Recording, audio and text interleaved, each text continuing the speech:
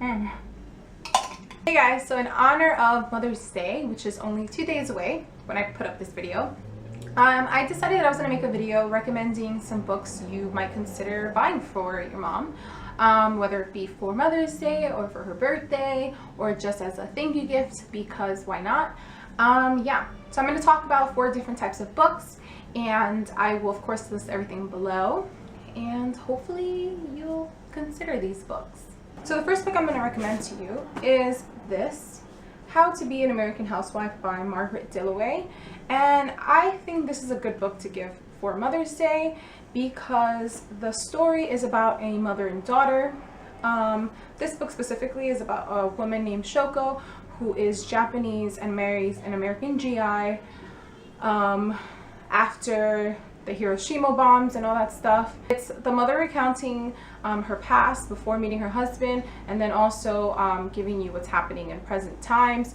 And her biggest wish is to go back to Japan because she hasn't been there since she left. And she ends up sending her daughter in her place because she's unable to go herself. So it's really nice because you get the mother's perspective on life and growing up and raising her family, and then you get her daughter's perspective on her mom and how she was raised, and then also getting to see Japan. Yeah, so it's a really good like mother-daughter type of book, and I really enjoyed reading this. The next book I'm going to suggest is this one. I took the jacket off the sleeve so I don't have the cover, but it's Please Excuse My Daughter by Klam. And this is another good like mother-daughter book. This one's actually a memoir, whereas the first one was just fiction. And it deals with the main character, Julie. She recounts growing up in Brooklyn, New York, when she's younger, in a Jewish family that's well off, with a mom who's very over the top and supports traditional roles for females and males, and a father who also supports his wife in the traditional roles. And then it goes into her getting married with a guy who expects her to be more modern in a relationship, and she realizes that she's actually ill-equipped to deal with like real life because of how she was brought up with her parents and how privileged she is. And she ends up having a daughter and also realizes that she's gonna have to learn certain things that she didn't while growing up because of her upbringing. So this is a really nice kind of examination of how your parents influence you as an adult and how you have to make up for maybe things that happened or didn't happen. So I think this is a good one.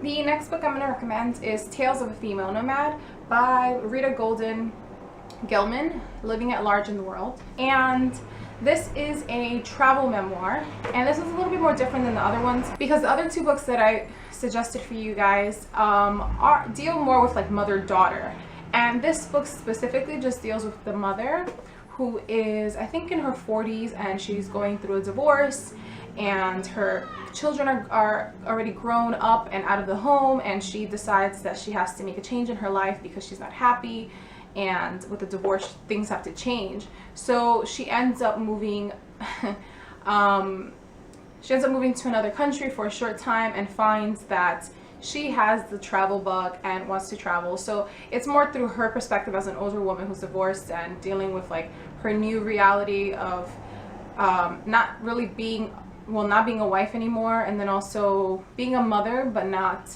in the sense that she has children that she has to take care of. And you do get to see like her son and her daughter also, so it's like really cool. So the next book I'm going to recommend to you, I don't actually have a physical copy of, but I have bought for my own mom that really liked it.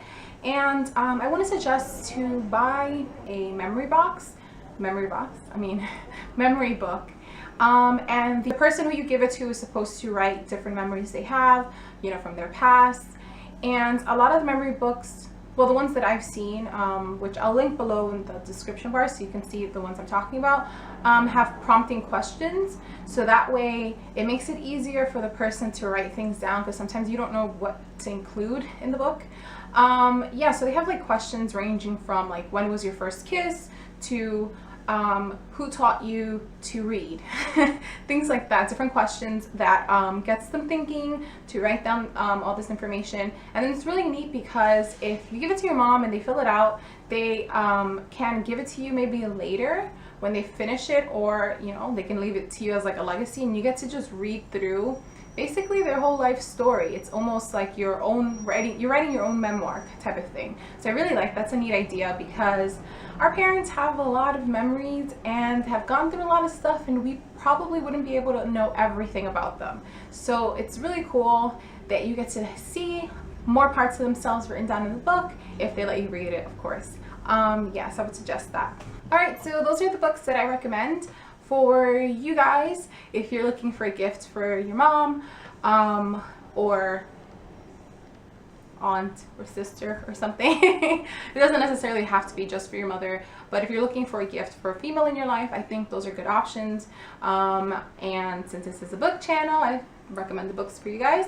So you can check the description bar for the book names and also links where to find them. And hopefully you like this video. And I wish you guys a good, happy Mother's Day. And I'll see you guys next week with a new video. Bye! I'm drinking my smoothie. I haven't been feeling that well, so I just made myself a smoothie before this video. If you're wondering, I put blackberry, raspberries, strawberries, blueberries, avocado, coconut water, and 1 apple.